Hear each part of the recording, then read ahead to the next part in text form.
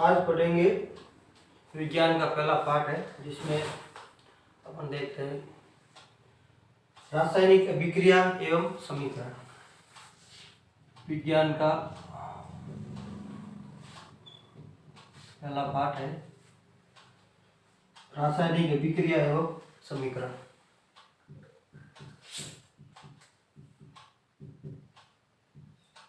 रासायनिक अभिक्रिया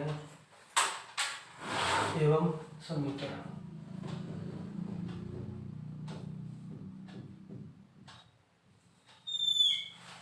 रासायनिक अभिक्रिया एवं समीकरण, तो इसमें रासायनिक अभिक्रिया क्या होती है, कैसे होती है, उसके बारे में अपन पढ़ेंगे। आपने 9th क्लास में पढ़ा होगा परिवर्तन, पदार्थों में परिवर्तन एक टॉपिक था। पदार्थों में परिवर्तन, तो पदार्थों में परिवर्तन दो प्रकार से बताया गया था। एक था भौतिक परिवर्तन और दूसरा था रासायनिक परिवर्तन। तो भौतिक परिवर्तन में जो पदार्थ का जो सूत्र है वो वैसे का वैसा रहता था, लेकिन रासायनिक के अंदर रासायनिक सूत्र पर बदल जाने के कारण नया पदार्थ का निर्माण होता था।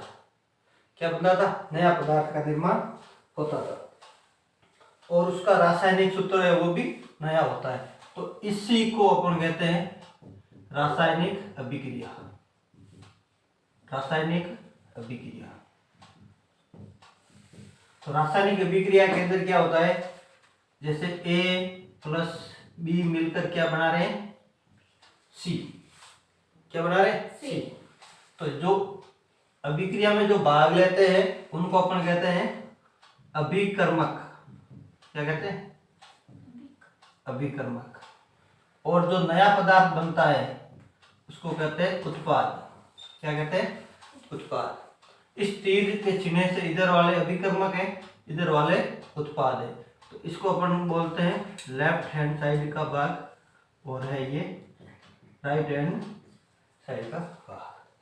अब अपन देखते हैं कि सामान्य जीवन के अंदर कौन से रासायनिक परिवर्तन होते हैं। उसमें सबसे पहले होता है अपन खाना खाते हैं तो भोजन का पाचन। भोजन का पाचन एक प्रकार की कैसी अभिक्रिया है? रासायनिक अभिक्रिया। कई बार ये पूछ लेते हैं कि उदाहरण पूछ लेते हैं निम्न में से कौन सी रासायनिक अभिक्रिया है या नहीं है। निम्न में से कौन सी रासायनिक अभिक्रिया नहीं है, उसमें से ऐसे 2-3 उदाहरण दे दें। जैसे पहला दे दिया, जैसे आपको बर्फ का पिघलना, क्या रासायनिक अभिक्रिया है? वो भौतिक है। क्यों? क्योंकि उसमें बर्फ का भी सूत्र क्या होता है? H2O है और पानी बनने के बाद भी वो H2 बनता है। तो कुल मिला के इसके अंदर केवल अवस्था परिवर्तन हुआ, तो ये एक प्रकार की भौतिक अभिक्रिया है, ना कि रासायनिक अभिक्रिया। दूसरा इसी के अंदर अपन देखते हैं जैसे दही निर्माण या दही का बनना। दही किससे बनता है? दूध से। तो दूध का फटना है अपन तीसरा अपन ये भी कह सकते हैं दूध का फटना। ये भी एक प्रकार की क्या है? रासायनिक अभिक्रिया है। इसके अलावा जैसे लोहे पर जो जंग लगता है, लोहे पर जंग लगना, ये भी एक प्रकार की क्या है? रासायनिक अभिक्रिया है। इसी प्रकार से अन्य अपन देखें, जैसे आपकी किताब में उदाहरण दिया है कि मैग्नीशियम की जो पट्टी है या रिबन है उसको जलाने पर राख बन जाती है। तो 5 उदाहरण को ले लेना। मैग्नीशियम का जलना, तो ये कई बार पूछ लेते हैं कि इसकी संतुलित अभिक्रिया लिखो। तो मैग्नीशियम Mg प्लस जलना मतलब ऑक्सीजन की उपस्थिति में जलेगा और MgO। MgO का क्या नाम है? Magnesium oxide. Magnesium oxide, magnesium oxide. किसका निर्माण होता है? Magnesium oxide. इसका संतुलित, इसमें यहाँ पे एक Mg है, यहाँ पे भी एक Mg है, यहाँ 2 ऑक्सीजन है, यहाँ पे 1 है, तो यहाँ अपन इस 2 कर दिया और यहाँ पे भी 2m, तो ये एक संतुलित अभिक्रिया बन गई। और उदाहरण अपन लेते हैं जैसे अंगूर का किण्वन, तो ये भी एक प्रकार की क्या है, रासायनिक अभिक्रिया। इसके अंदर किसका निर्माण होता है, अल्कोहल का निर्माण होता है। दूसरा है उदाहरण 7वां, जिंक, दानेदार जिंक के ऊपर क्या, दानेदार जिंक, Zn, जिंक मतलब Zn, दानेदार जिंक धातु है, उसके ऊपर अपन क्या डालते हैं, तनो सल्फ्यूरिक अम्ल,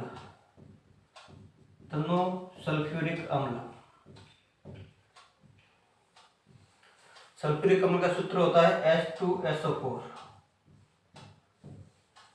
जब जिंक धातु के ऊपर तनो सल्फ्यूरिक अम्ल डालते हैं तो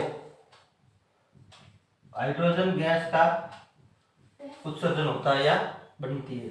इसकी भी सूत्र अपन देखेंगे, तो Zn प्लस H2SO4, किसका निर्माण हो गया, ZnSO4 का, प्लस यहाँ से जो ये वो हाइड्रोजन गैस है वो बाहर आ जाएगी।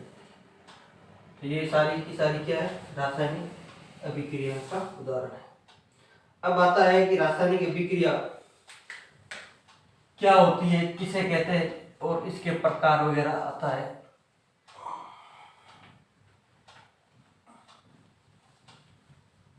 वो देख लो।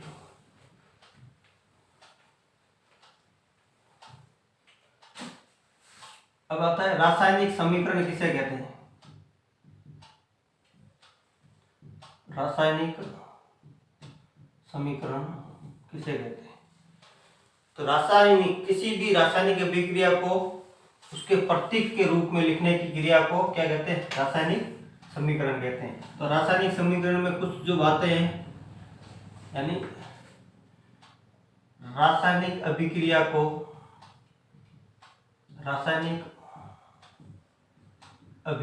को, प्रतीकात्मक निरूपण मतलब दिखाना, निरूपण करना क्या होता है, रासायनिक समीकरण कहते हैं। जैसे इसके अंदर कुछ रासायनिक समीकरण है, उसमें ये होता है, एक आता है द्रव्यमान का नियम, यानी द्रव्यमान होता है वो न तो नष्ट होता है न ही बनता है, द्रव्यमान संरक्षित रहता है। क्या रहता है, संरक्षित रहता है। यानी अभिक्रिया से पहले, ये से अभिक्रिया हो रही है A और B, और क्या बन रहा है C, तो इसका जो द्रव्यमान है, अभिक्रिया होने के बाद में जो द्रव्यमान है वो क्या रहेगा, बराबर रहेगा। यानी यहाँ पर जैसे 10 ग्राम है तो यहाँ पे भी कितना रहेगा, 10 ग्राम रहेगा। तो ये द्रव्यमान है वो संरक्षित रहेगा। दूसरे शब्दों में अपन ये कहेंगे, तो इधर जितने परमाणु भाग ले रहे हैं उतने के उतने उधर ही रहेंगे, यानी परमाणुओं की संख्या समान रहेगी, परमाणु की संख्या समान रहेगी। यदि यहाँ पर जैसे 2 हाइड्रोजन है तो अभिक्रिया के बाद भी जैसे H2 बन गया, तो यहाँ पे भी 2 हाइड्रोजन है, यहाँ पे भी, तो परमाणुओं की संख्या क्या रहेगी, लेफ्ट हैंड साइड और राइट हैंड साइड में समान रहेगी। ये इतना नियम है। तो फिर आता है संतुलित, किसी भी अभिक्रिया को संतुलित करना। तो आपके किताब में जो एग्जाम्पल समझा रखा है संतुलित करने का, वो है Fe plus H2O Fe3O4 plus hydrogen gas. तो ऐसी जो असंतुलित अभिक्रिया है, ये क्या है, असंतुलित,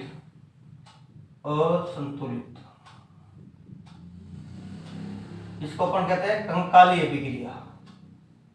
क्या कहते हैं, कंकाली अभिक्रिया या कच्ची अभिक्रिया, कंकाली समीकरण भी कहते हैं, कंकाली समीकरण कहते हैं। तो इसके को संतुलित करने के लिए कुछ स्टेप है। पहला स्टेप ये है कि आपको ये पहचान करना है कि इसके अंदर कितने प्रकार के परमाणु है वो भाग ले रहे। तो इसमें भाग लेने वाले एक आयरन है, एक ऑक्सीजन है और एक हाइड्रोजन है। तो 3 प्रकार के परमाणु इसमें भाग ले रहे हैं। तो 3 प्रकार के परमाणु भाग ले रहे हैं, उसकी अपने एक सारणी बना लो। ये हो जाएगी लेफ्ट हैंड साइड और ये हो जाएगी राइट हैंड साइड। इसके अंदर आयरन का एक परमाणु है, ऑक्सीजन का एक है, हाइड्रोजन के 2। इधर Fe के 3 है, ऑक्सीजन का 4 है, हाइड्रोजन के 2। अब बात आती है इसको संतुलित करने के लिए अपन को क्या ध्यान रखना है। दूसरा स्टेप,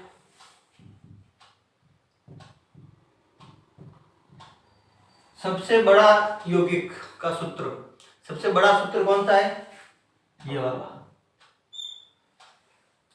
तो सारे ऐसे जो सूत्र है उसको अपन बॉक्स में बना लो।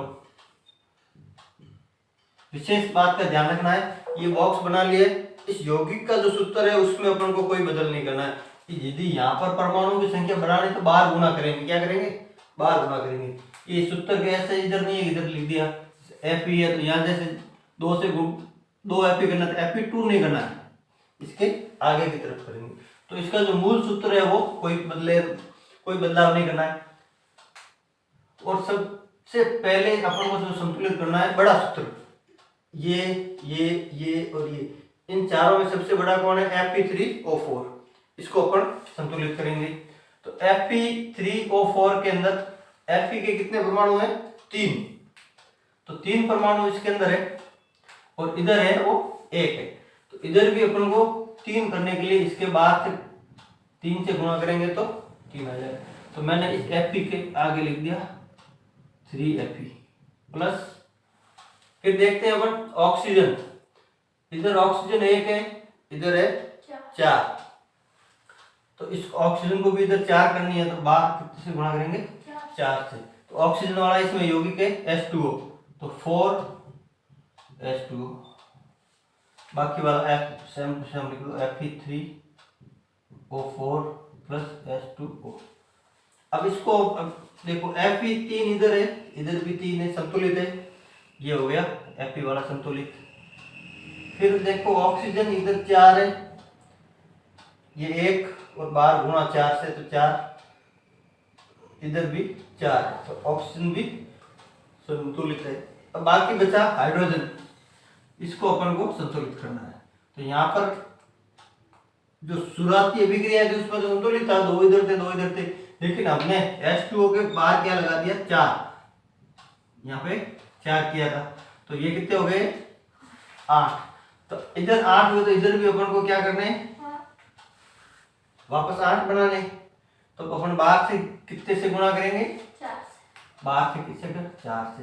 तो यहाँ पे अपन क्या कर देंगे, 4H2O। तो ये एक संतुलित अभिक्रिया है। अब इसको पूरी तरफ से संतुलित करने के लिए पदार्थों की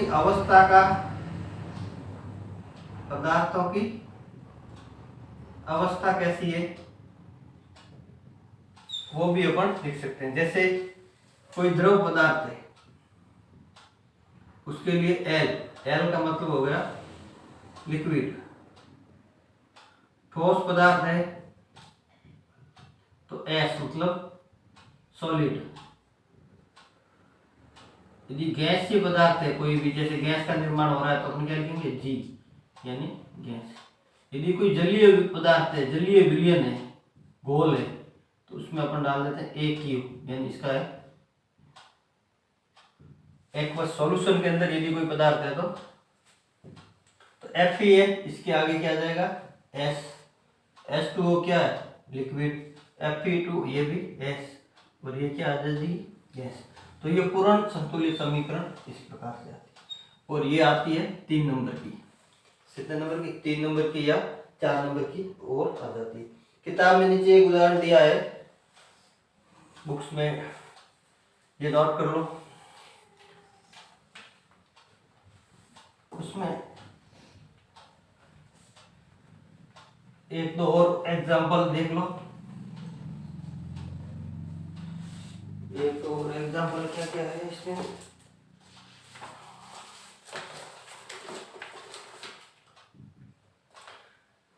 हाइड्रोजन प्लस क्लोरीन और HCl निर्माण। दूसरा उदाहरण है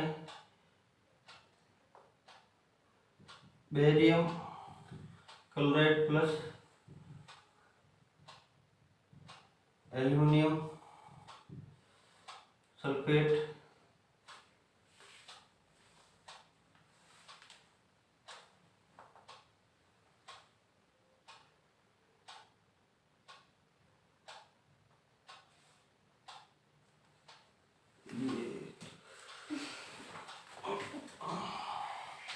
एक करो पहले।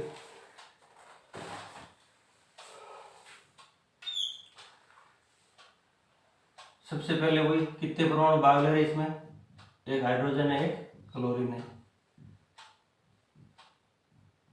राइट हैंड साइड, ये कोई जरूरी नहीं है लेकिन आपको ये ध्यान रखना है।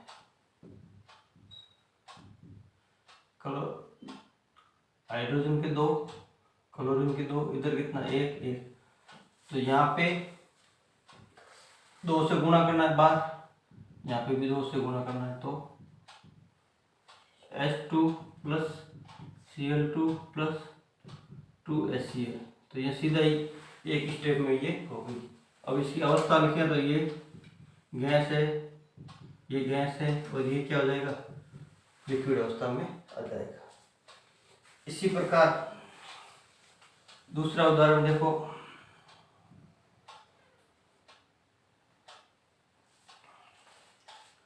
कार्बन मोनोऑक्साइड का निर्माण।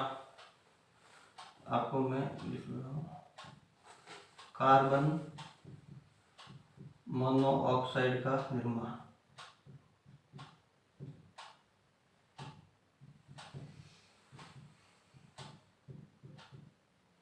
तो सबसे पहले आपको सूत्र याद आना चाहिए, कार्बन मोनोऑक्साइड का क्या सूत्र होगा। कार्बन मोनोऑक्साइड का सूत्र होता है CO, लेकिन जो CO2 होती है ये है कार्बन डाइऑक्साइड। कार्बन डाइऑक्साइड, यदि ऐसा पूछे कार्बन डाइऑक्साइड के निर्माण की रासायनिक संतुलित समीकरण लिखो तो क्या है, कार्बन और ऑक्सीजन मिल गए और क्या बन गई, CO2। तो ये अपने आप ही क्या है, संतुलित है, लेकिन अपन को क्या बनाना है, कार्बन मोनोऑक्साइड के साथ में। तो वही कार्बन प्लस O2 क्या बना है, CO। तो ये इसकी कंकाली अभिक्रिया है, तो इसको संतुलित करना है अपन। तो वही सेम टू सेम, इधर कार्बन एक है इधर एक है, संतुलित है, इधर ऑक्सीजन 2 है इधर ऑक्सीजन 1 है, तो अपन इसको बाहर से गुणा कितने से कर दिया, 2 से, तो 2CO बन गया। तो ऑक्सीजन संतुलित हो गई लेकिन कार्बन यहाँ पे बढ़ गया, तो यहाँ पे कार्बन बढ़ा है तो यहाँ पे भी अपन 2 से गुणा कर दो, तो क्या हो जाएगा 2C प्लस O2 प्लस बराबर 2CO। समझ आई।